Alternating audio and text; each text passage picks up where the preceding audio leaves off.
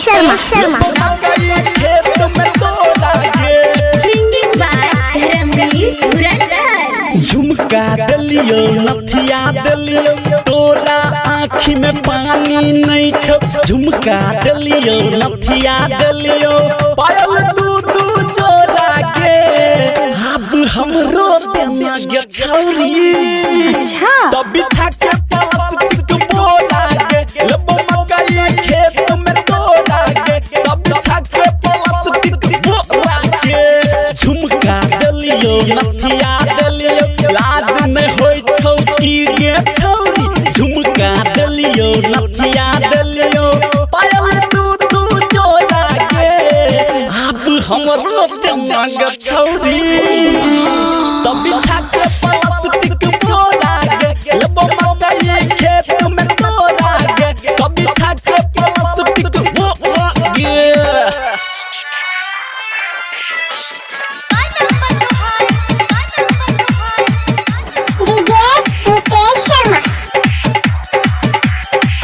DJ Mukesh Sharma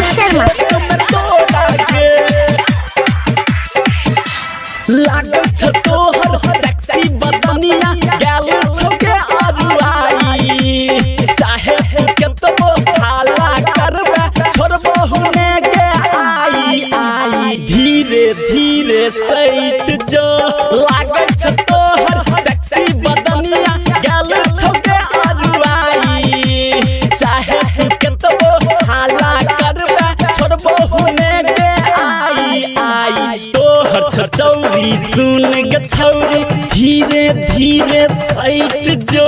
तोहर छ चौरी सुन गे छौरी चिखबा थोड़ा गे अब हमरो देना गे छौरी। तब बिछा के प्लास्टिक बोला गे लबो मकई खेत में तोड़ा गे तब बिछा के प्लास्टिक बोला गे। अभी आप सुन रहे हैं धर्मवीर धुरंधर को।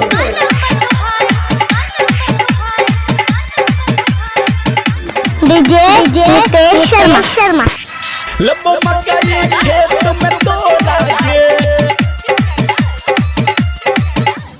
एक हाथ सा बर्फी खिएबो एक हाथ सा केरा ऊपर करबो रगरा नीचा हथेला शॉट ना हे गई छौरी।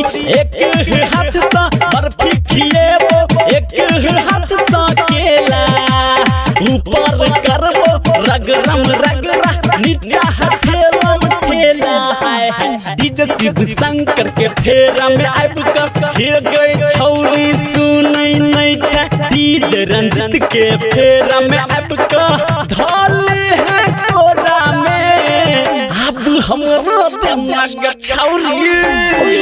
तब बिछा के प्लास्टिक बोला गे लबो मकई खेत में तोड़ा गे तब बिछा के प्लास्टिक बोला गे।